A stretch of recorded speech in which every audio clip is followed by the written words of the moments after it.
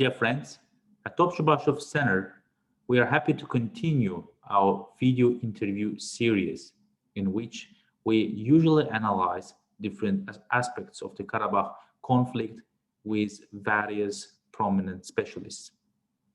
Our guest this time is Dr. Philip Gamaghelyan, US-based Armenian scholar with whom I am discussing how peace building and reconciliation between Armenia and Azerbaijan can be possible. Dr. Gamaghelyan, thank you very much for accepting our request and agreeing for this video interview. Thank you for inviting. If you don't mind, let me start our conversation with your own experience on peace building and track to diplomacy on the Karabakh conflict. As a co-founder and board member of the Imagine Center for Conflict Transformation and the managing editor of the Caucasus edition, Journal of Conflict Transformation, you had been pouring a lot of efforts for creating joint platforms where different stories and narratives from the Caucasus are well reflected. How did it feel in late September when the hostilities broke out or resumed in Karabakh? Did you feel all your efforts had gone in vain? Of course, September was a difficult time. But let me start from saying that I'm what is called a scholar practitioner, which means I'm primarily an academic who analyzes conflicts and writes about conflicts, teaches about them, and then also try to bring that academic knowledge into the service of practice and trying to work in conflict zones. So that essentially helps me, even though I could be very hurt, and personally be affected by the conflict, still also by my professional life, essentially also to take this kind of more analytic look into what's happening and try to stay engaged on the constructive end.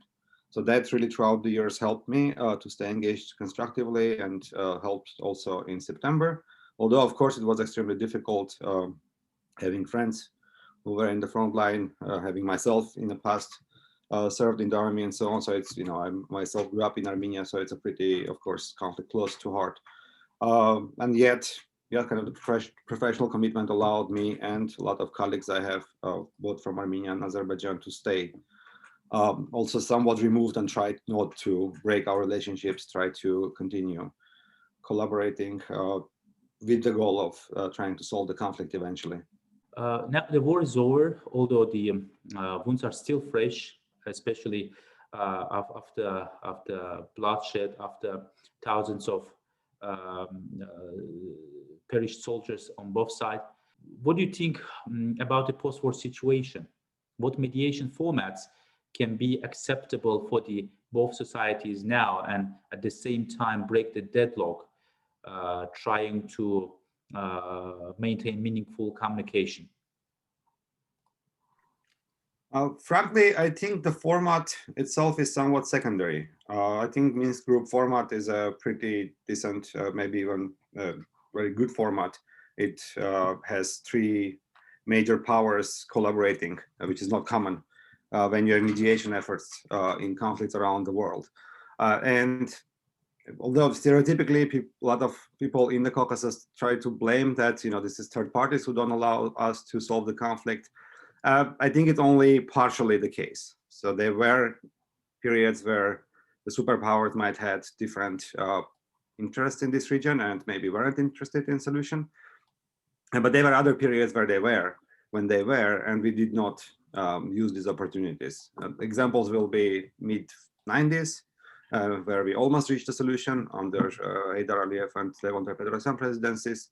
Another period is under Dmitry Medvedev and Obama presidencies, where clearly Russia took the lead and very much was supported by France and the US to help bring solution that, as we know, ended up in a failure in Kazan. So there were periods where, and then third period, I could say, is the Lavrov plan inception, yes, from 2016 on. So it was different type of a proposal, but still the international community was united in its push for solution. So I don't think that mediation format is the problem. I think the problem is the refusal of Armenian and Azerbaijani societies and leaders to engage in a good faith. And that is really the area I've been working on, trying to really bring the agency back to our own societies, to Armenians and Azerbaijanis, and try to look at this less from an adversarial point of view and more from a point of view of a common problem. Because even though in a narrow vision we are enemies, and there has been, of course, bloodshed, and that has to be dealt with, in the bigger picture, if you take a step out, there are also two small post-colonial nations who have a conflict with each other, and that brings down both of us simultaneously, maybe to a different degree. And the most immediate effect is, the resources invested into the arm race could have been invested into education or social services and so on. But on the other hand, even the bigger issue is we are always on the path potentially of becoming the next Syria or the next Iraq. While the conflict persists, you can always become the arena for superpower rivalries, proxy wars.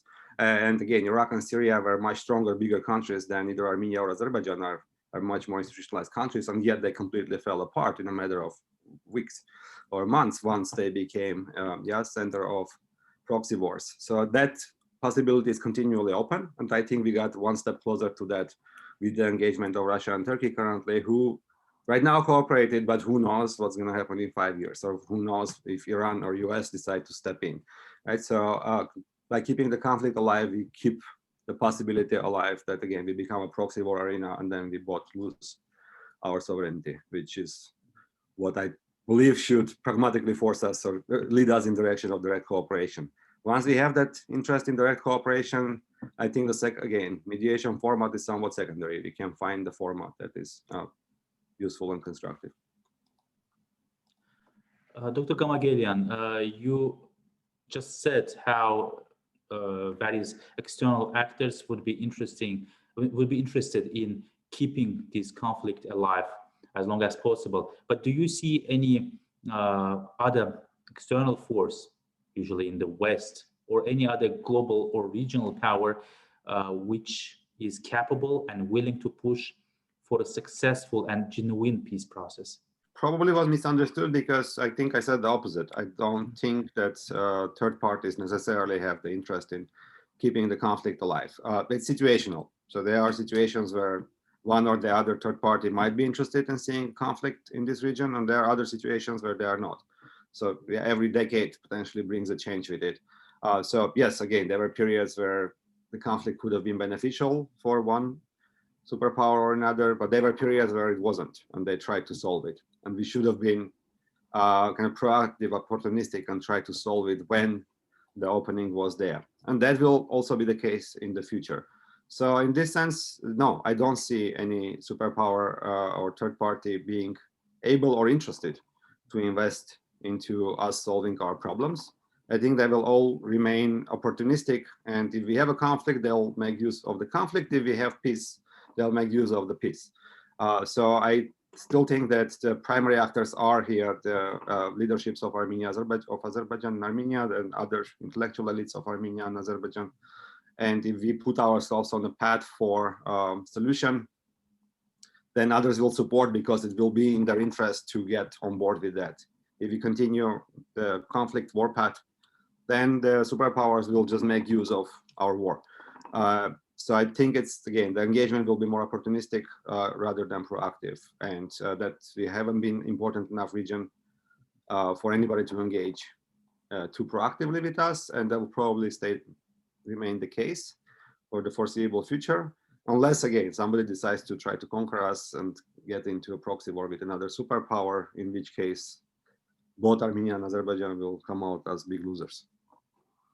As for the engagement between the two belligerent parties, in both Armenia and Azerbaijan, there is a serious societal divide, especially in Azerbaijan, and sometimes even hostile attitudes between the so-called pacifists, usually young activists,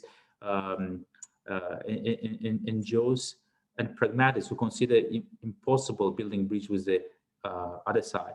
How can these two points of view be reconciled, and how can an agenda of pragmatic and realistic peace between Armenia and Azerbaijan be formed? Yeah, so that's what's interesting, that somehow we think that peace is something that should be done by only young people who we call pacifists, and it's something bad.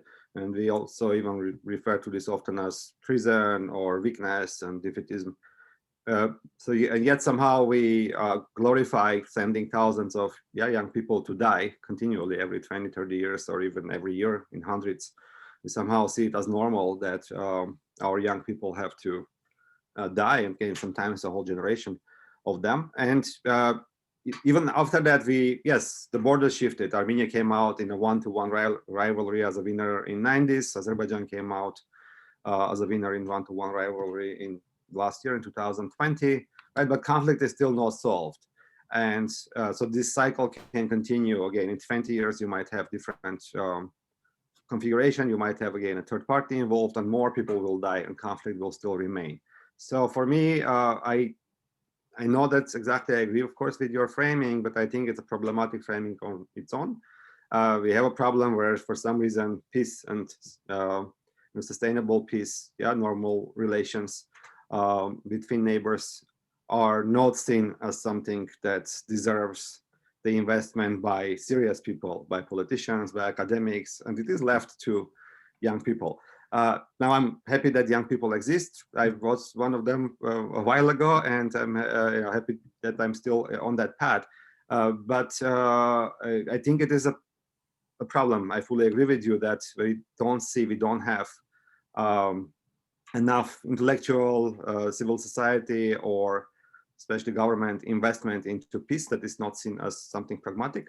Because as I mentioned before, very pragmatically, the war path, I believe, again, very analytically, pragmatically, puts us in a constant danger of becoming a chessboard of external powers. And that very pragmatically endangers our sovereignty down the road. These 30 years of independence we have is quite an anomaly in our region, right? So the previous attempt to be independent lasted not even 3 years. If you need to go back to history before that, you cannot find really any sovereignty in this region. So this might not last long. This is a very precious gift, a moment of history that we have. And in my view, very pragmatically, again,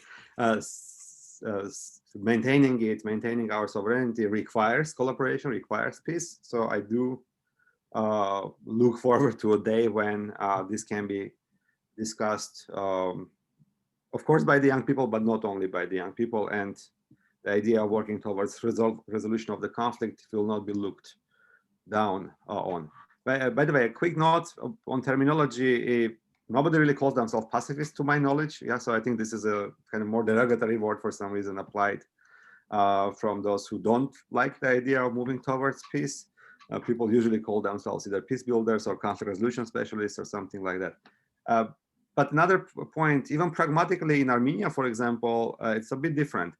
The pragmatists, and you had a guest, I think, Armenian Grigoryan, who's associated with former President Petrosyan, and others such as Riley Paretian, and those who essentially associated with Petrosyan had framed themselves as realists, and actually pragmatically have been long arguing in favor of normalization with Azerbaijan and Turkey. And almost to the contrary, those who were more romantic nationalists, such as Sarkisyan and Kocharan presidencies, and I would also put Pashinyan there, so we're actually not in favor of normalization. So I think the pragmatists, at least in Armenia, have been. There weren't many, but they have been arguing in favor of normalization, again, from very pragmatic positions. Dr. Gamaghelyan, you've been talking about the engagement, about the contacts between the two nations. But let me develop this very topic, if you don't mind. There is deep mutual hatred and accusation. How do you think both nations can overcome these victimizing politics of memory? And do you have any possible or realistic scenario in your mind when the two belligerent societies can really find some good ground to communicate? What topics could be addressed, in your opinion? Okay, so this is a quite complex question. So I'll try to find a relatively short answer, but I need to make 2-3 points here maybe. So first, on the one hand, every nation builds its identity around two things. What Vamik Volkan, it's a Turkish Cypriot academic, calls chosen traumas and chosen glories. Right. So what that means is that, and why chosen, and this is a bit of a controversial word he uses, is that there are violent events in the past of every group, every nation, right? So, and of course, these groups did not choose to be subjected to violence. So this is not the sense why he uses the word chosen. Why he uses the word chosen is because the politics or policymakers, when building a state, choose one or two particular traumatic events to build the national identity around that. And this is where the chosen moment comes from. An example of why, yeah, how you can have very violent events that are not part of national identity.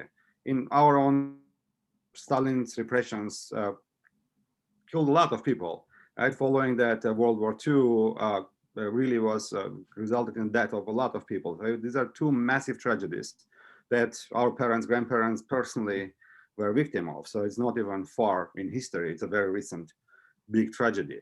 And for example, World War II is a very central to the Russian national identity, right? So in our neighborhood, it's actually part of national identity in a big country. And yet neither in Armenia nor in Azerbaijan, everybody knows about this, and these are not parts of national identity, right? Somehow we have these extremely violent, traumatic events that are not functioning as kind of nation building victim stories.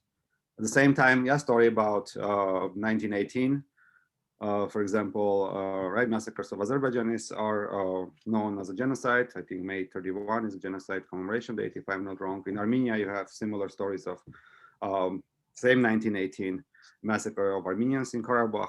So these are actually the center of national identities. So this is the point where it's called the chosen. Yeah, Volkan calls it chosen stories, as in you have a lot of histories of violence in your past, and yet somehow based on the political expediency of the day, which is right now Armenians and Azerbaijanis are mutual enemies, you only pick this particular, yeah, kind of slice, particular event from the violent past that on which you build identity. So for example, again, Germans for us are not enemies, yeah, despite World War II. And yet for Russians, it's not maybe Germans, but the West overall remains through this World War II story and so on. So this is how all nations build identity. There is nothing, again, extraordinary in the sense in Armenia and Azerbaijan. What's specific, I think we went a bit too far in this direction.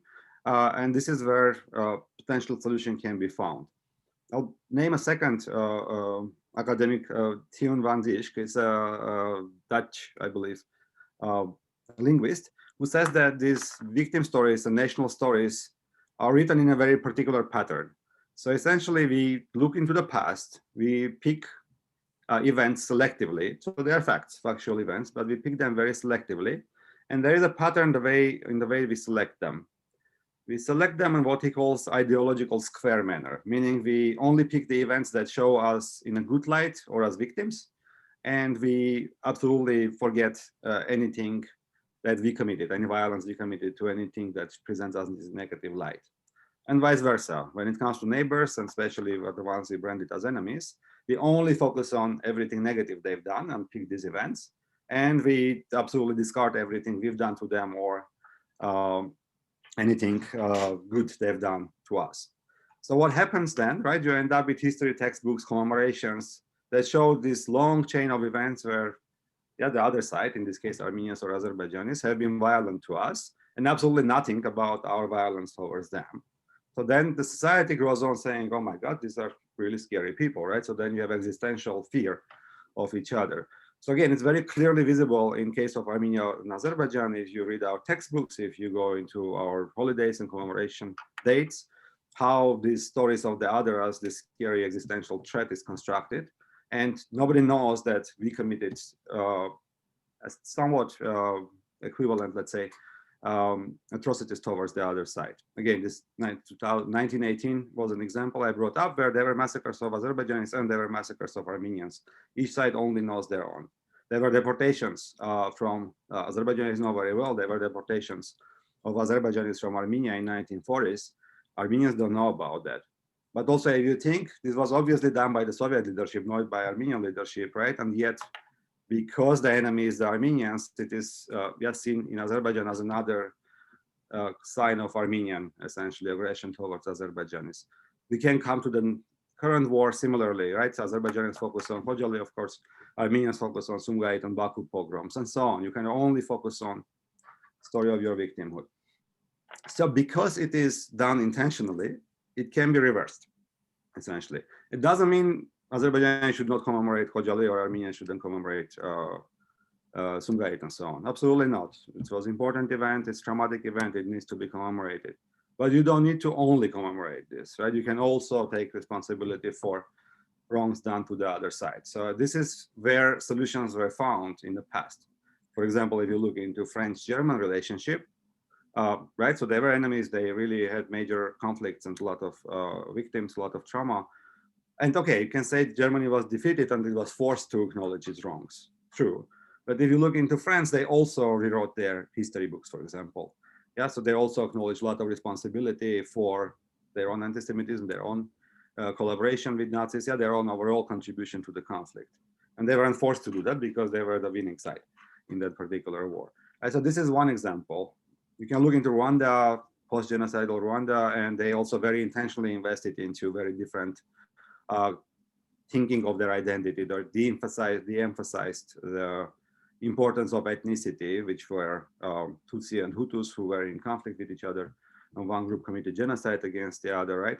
So they de-emphasized a little bit. So now they are emphasizing the Rwandan identity. Yes, you are still Tutsi or Hutu, but it doesn't mean you need to be in opposition to each other.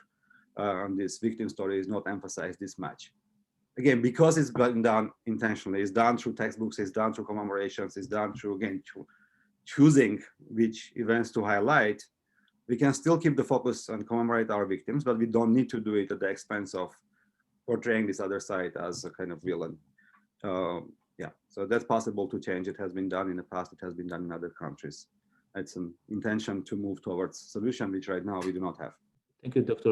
Gamaghelyan. Let me finish the set of my questions with the role of the Armenian diaspora, which is sometimes seen as another and antagonistic party, separate party to the conflict. Since many in Azerbaijan believe the Armenian diaspora tries to add its memories, victimhood narrative into the Armenian-Azerbaijani conflict. To what extent can the Armenian diaspora be involved in and contribute to the normalization of Armenian-Azerbaijan relations? Yeah, interestingly, I get this question a lot from either Azerbaijani audiences or almost every time I talk to Azerbaijani outlets, and it's not a particular big topic in Armenia. I think overall the role of Armenian diaspora in this conflict is greatly exaggerated in Azerbaijan. Excuse me, this is what Dr. Arman Grigoryan also said, that the role of the Armenian diaspora is usually exaggerated by the Azerbaijanis. Yeah, I haven't heard the interview, but fully agree with that assessment. Again, not to completely dismiss it, it's a support, right? It's a resource. So when Armenian state has a policy, it engages in war, it engages in lobbying effort in the West, diaspora is a resource. So I don't question that.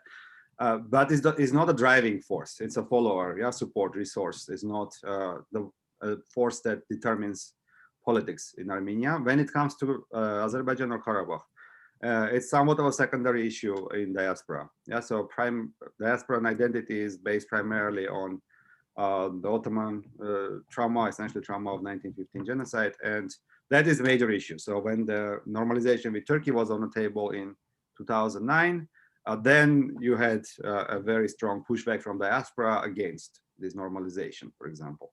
That's because this is central to that identity of diaspora and most organized diasporan identity. Again, when it comes to Karabakh, so far in my observation, diaspora was a follower, not a leader. So requests came from Armenian governments, and yes, they supported with lobbying, funding, but not with ideas, let's say, not with pushing it in a radical direction or anything like that. So that's one. Yeah, so I think again, it's a follower, it's a financial support, it's a lobbying support, but it's not a driver. When it comes to your second part of the question about what can it do, both in Armenia and Azerbaijan, I think there's new diasporas in a way. There are a lot of people such as myself who were born and grew up in the countries, so are very connected to the countries and just happen to migrate out or for professional reasons, and are now in academia or in government institutions in different countries. I think that experience could be used. In my experience, at least, the relations abroad tend to be much more constructive. So when I meet an Azerbaijani academic, whether from Russia or from US or England, usually we have a very constructive conversation. We might disagree, but it doesn't cross into any kind of enmity. So I think that potential could be used because we have a pretty serious intellectual resource that's now based outside of the countries. And also people are based in same countries, same institutions, so they could also from there establish joint thinking, let's say, joint process of contemplating and trying to support the solution back on the ground. So that's where I see like this newer generation of diasporans, again, who remember their past from the region and are more connected to that, could help. Having said that, again, I'll go back to my original point that any third party, and that includes diasporas in my view, are secondary supporting actors. They can support war, they can support peace. Still, the primary drivers have been for all these 30 years the governments of Armenia and Azerbaijan, and these are the actors and elites that support this. Yeah, so that can be intellectual elites, cultural elites as well, who so far invested almost exclusively into the war effort. So that is where the shift should happen in the first place, and then the diasporas, third parties, West, East, all will be able to contribute, I think, to the solution as long as these two main actors have the interest. And pragmatically, as you said, calculate that it is in their interest to move towards a solution. Dr. Gamaghelyan, thank you very much for this interesting conversation, which has some optimistic tone. I'm not sure about optimistic. I'm actually quite pessimistic in terms of analysis. I think we need to make the shift in thinking again, very pragmatic thinking that we need to move somewhere else than where we are moving, because the trajectory right now is actually very dangerous. Yes, thank you. It was a great pleasure to converse with you. Thank you.